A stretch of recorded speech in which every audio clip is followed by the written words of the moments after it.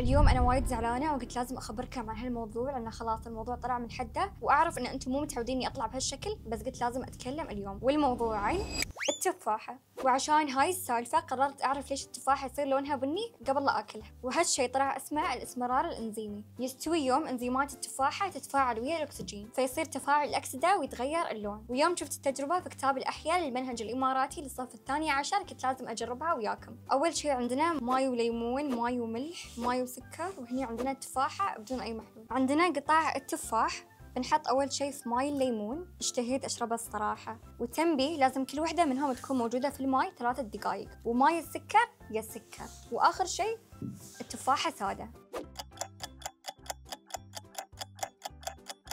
بعد ما تريت 3 دقايق بنطلع الآن التفاحة من الماي وبنشوف أي وحدة بتحافظ على لونها. أول شي ببدأ في الليمون، أخاف أوسخ عمر يا رب ما يجيب العيد. ونبدأ نطلع هاي بعد، وآخر شي خلاص تفاحة، وبنشوف أي وحدة فيهم بتحافظ على لونها. بعد ما تمت 10 دقايق خلونا نشوف النتيجة. أول شي الليمون مثل ما تشوفون لونها ما تغير أبدا، وعندنا ويا الملح بعد لونها أوكي، بس اللي عندنا ويا السكر شوي لونها تغير، واللي على الهواء ودعت. شكلي خلاص من اليوم صاير بعتمد ماي الليمون ويا التفاح عشان ما أزعل مرة ثانية. وأباكم أنتم تخبروني الحين شو أكثر طريقة جربتوها ونفعت، اكتبوا لي في التعليقات.